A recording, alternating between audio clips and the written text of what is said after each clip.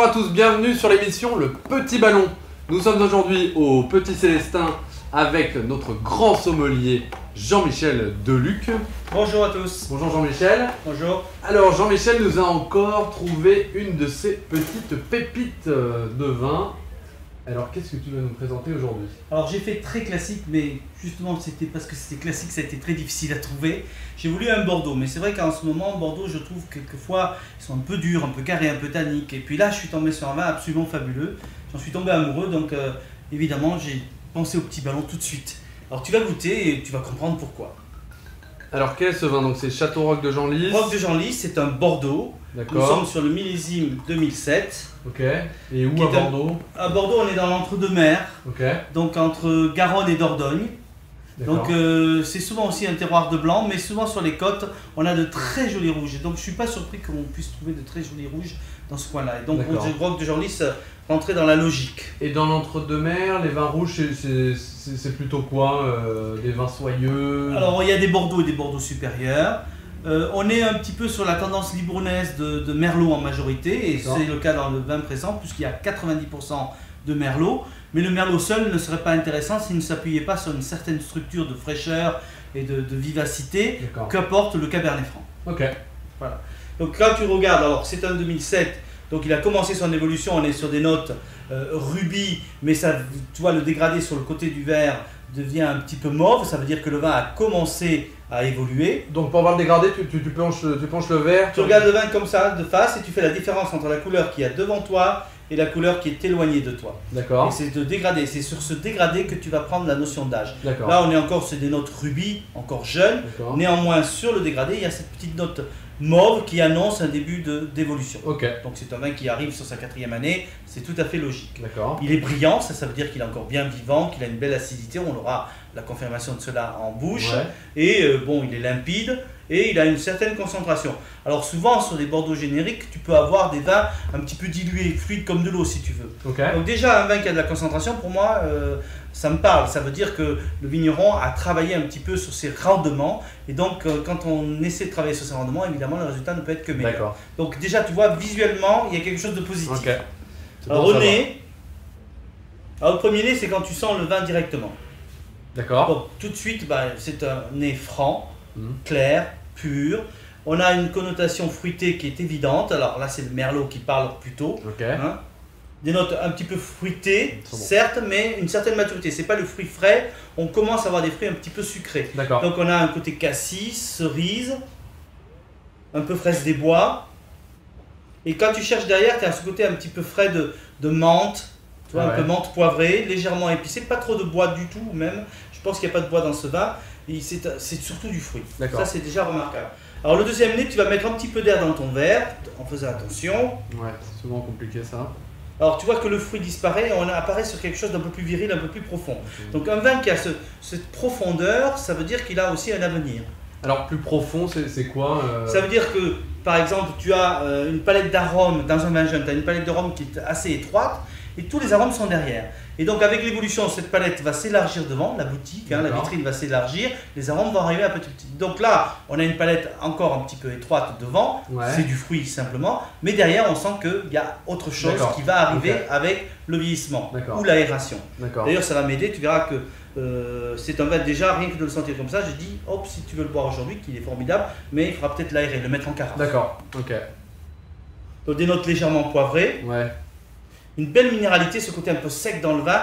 Et ça, la minéralité, c'est aussi un bon signe. Ça veut dire que les racines sont allées chercher la nourriture, la vigne est allée chercher la nourriture assez profondément. Et donc, elle a un petit peu souffert. Et une vigne qui souffre ne peut donner que des bons résultats. C'est comme les êtres humains. Quand on a souffert, on est meilleur. D'accord. Donc, c'est monsieur Québec qui a torturé ses vignes pour... Voilà. Bon, je ne sais pas s'il les a torturées, mais en tout cas, il a fait attention. Et c'est vrai que si tu n'as pas un très beau raisin au départ, tu as beau être le meilleur vigneron du monde, tu ne feras pas un bon vin. Il faut quand même que la matière première, c'est le raisin et c'est très important. Donc déjà une jolie complexité, beaucoup de fraîcheur, un côté un peu lilas, un peu floral qui donne ce côté un peu délicat, assez fin, mais on sent aussi qu'il y a une structure. C'est peut-être les 10% de Cabernet Franc qui parlent derrière là. Hein. On aura la confirmation en bouche. Alors tu le dégustes. Bon, tu as compris, c'est délicieux déjà. On pourrait presque arriver à une conclusion. Mais donc tu as une attaque en bouche qui exprime le fruit, fruité qu'on avait un peu. Donc c'est très velouté, charnu, l'impression même de croquer dans un raisin qui a pris un peu de soleil, hein, qui est encore très frais. Hein. Ensuite, tu évolues en bouche sur une structure.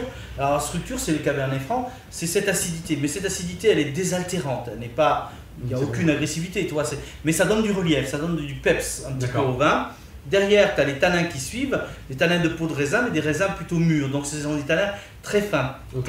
Donc, l'impression de croquer dans un raisin, ça c'est vraiment cette impression qui m'a plu. Complètement. Et puis, c'est un vin qui est clair, moi j'adore cette pureté.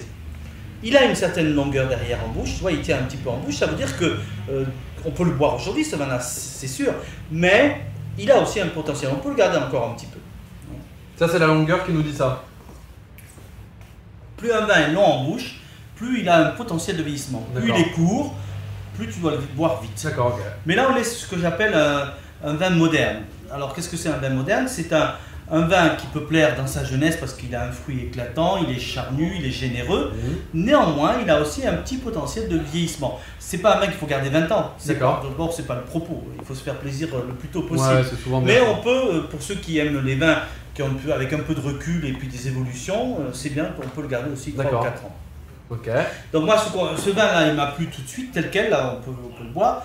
Alors, la seule chose que je demanderais, c'est que si on veut le boire jeune, ça serait bien de le passer en carafe, pas 3 heures avant, juste 1 heure avant de passer à table. On le met dans un pichet, on le met dans une carafe et on l'aère. Tu verras que le fruit sera beaucoup plus éclatant, il va encore sortir mieux. Tu sais, on a toujours l'impression dans un restaurant, tu ouvres une bouteille de vin et tu commences à le trouver bon qu'à la fin du repas. C'est vrai ça. Mais le fait de le passer en carafe, tu avances le temps. Par contre, on peut aussi l'oublier 3 ou 4 ans en cave sans aucun problème. En carafe, tu as dit qu'on le laissait combien de temps? 1 heure? 1 heure avant, ça suffit. 1 heure avant. Et avec quoi on va pouvoir déguster ce bon vin? Alors, là aussi, il faut évoluer, il faut suivre le vin avec son évolution. Quand on est sur un vin un peu charnu, juteux comme ça, avec des tanins un petit peu croquants, il faut aller sur, ça s'appelle le sang. Je dis ça en rigolant, mais ça s'appelle le sang. Ça veut dire une viande rouge, un petit peu saignante, avec des tanins. Donc les tanins vont se fondre dans la graisse, dans le gras de la viande. C'est absolument parfait. Si tu veux le garder 3 ou 4 ans, tu vas sur une viande rôtie, toujours une viande rouge, mais rôtie cette fois-ci avec un jus. Là, les tanins, ils vont se fondre dans la sauce ou dans le jus. On peut aller aussi sur des viandes blanches, sur des volailles. En fait, ce vin-là, il a cette modernité, comme j'ai dit. Il peut aller avec tout. Même sur un poisson sur lequel tu as mis un jus de viande en finale, c'est parfait, c'est super. C'est absolument super. Moi, j'ai adoré ce vin. J'étais tellement soulagé de trouver quelque chose d'aussi bon. C'est vrai, c'est très très bon.